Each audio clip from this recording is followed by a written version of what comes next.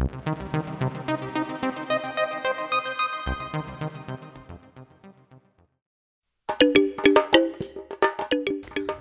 marge du Salon international des équipements et des technologies de la transformation de l'Anacarde CIETA 4e édition, le Conseil des ministres du Conseil international consultatif du cajou, CICC, s'est réuni jeudi 6 avril 2023 à Abidjan Plateau. Le président sortant, le ministre de l'Agriculture du Cameroun, Gabriel Mbairobe, a félicité toutes les personnalités qui lui ont permis de réussir son mandat. La Côte d'Ivoire nous a servi sur un plateau d'or cette opportunité pour assurer la visibilité du CICC. Notre mandat a été placé sous le signe de l'opérationnalisation du secrétariat exécutif.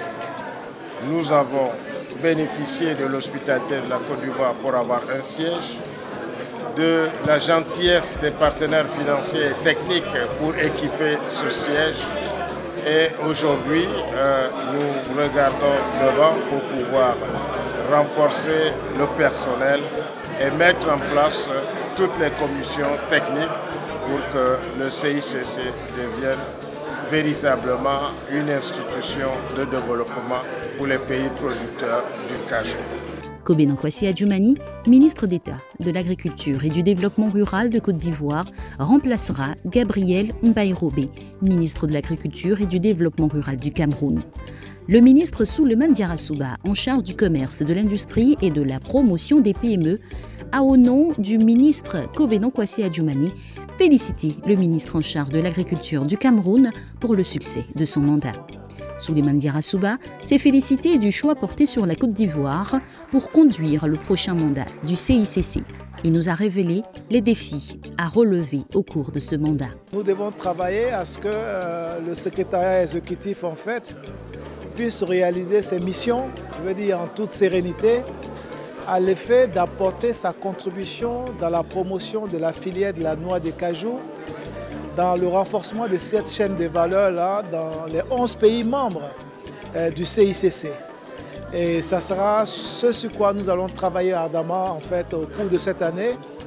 Et puis travailler à élargir le nombre de pays producteurs adhérents au CICC. Nous avons pas mal de pays, une dizaine, qui frappent à la porte du CICC. Donc nous allons travailler à l'effet que, avant la prochaine session ministérielle, d'autres pays puissent achever le processus d'adhésion à notre organisation commune pour que le CICC, les pays producteurs, puissent peser dans la balance par rapport à tous les défis qui concernent la chaîne de valeur de l'anacarde, notamment au niveau de la fixation des prix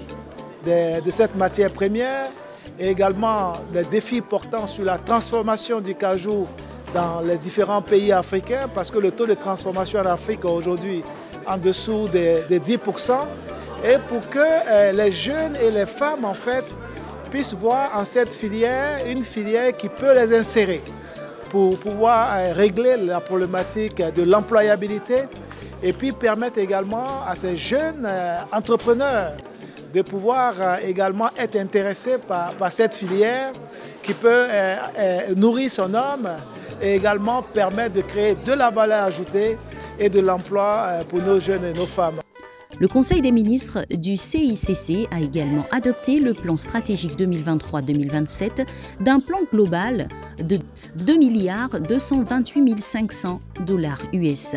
et demandé au secrétariat exécutif de l'institution de poursuivre pour d'une part l'adhésion du Mozambique, de la Zambie, de la Gambie, de Madagascar, de la Sierra Leone, du Kenya, du Mozambique, du Congo, du Gabon et de la Tanzanie au CICC en qualité de membre de droit, du Cambodge en qualité de membre observateur pour une durée de 2 ans. Né de la volonté des gouvernements des pays producteurs du cajou, le Conseil international consultatif du cajou fut créé le 16 novembre 2016 à Abidjan en marge de la 2e édition du Salon international des équipements et technologies de transformation de l'anacarde CIETA. Le CICC est un organe consultatif dont les États membres sont le Bénin, le Burkina Faso, le Cameroun, la Côte d'Ivoire, le Ghana, la Guinée-Bissau, le Mali, le Nigeria, le Sénégal et le Togo.